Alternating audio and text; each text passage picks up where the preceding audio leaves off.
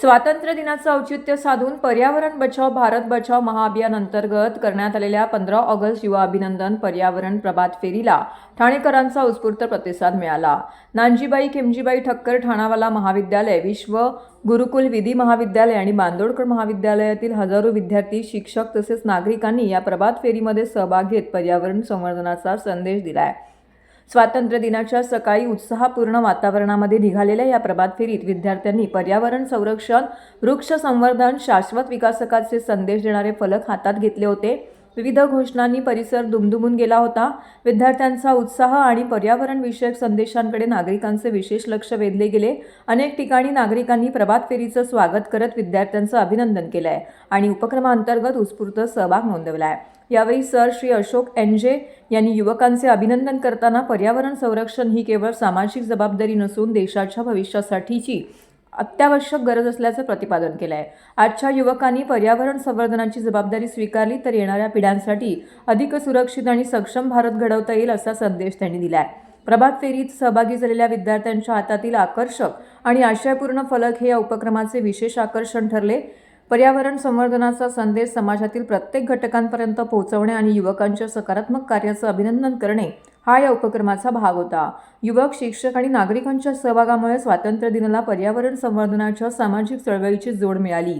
यावेळी विद्यार्थी, ठाणेकर, नागरिक मोठ्या संख्येने सहभागी झाले होते।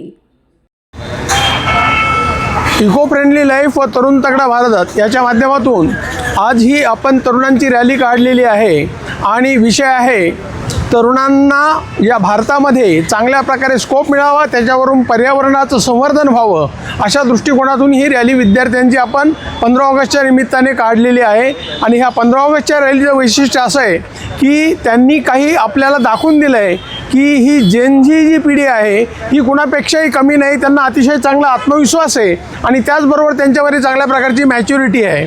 त्यांनी दिल्लीमध्ये दाखवून दिलं आहे की जर शिक्षणामध्ये किंवा कुठेही अफरातफर होत असेल, काही पेपरफुटी होत असेल तर त्या संदर्भात त्यांनी दिल्लीमध्ये शिक्षण मंत्र्याला राजीनामा देण्यापर्यंत ताकद दाखवून दिलेली आहे। अशी ही जेनझी पिढी जी आहे ही न घाबरणारी, न कुणालाही डरणारी पिढी आहे।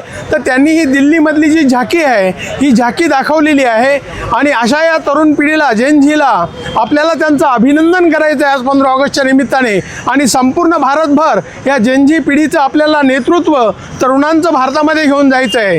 तर त्यांनी दिल्लीमध्ये दाखवलेली ही तर फक्त झाकी है, अभी पूरा भारत और दिल्ली बाकी है।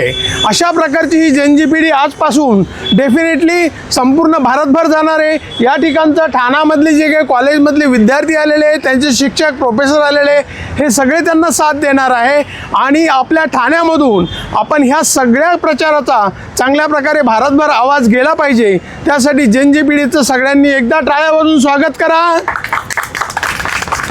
आणि या निमित्ताने आपण घोषणा द्यायची आहे। मी म्हणेल जय जयकार, जय जयकार, सगळ्यांनी म्हणायचं युवा शक्तीचा जय जयकार, जय जयकार, जय जयकार,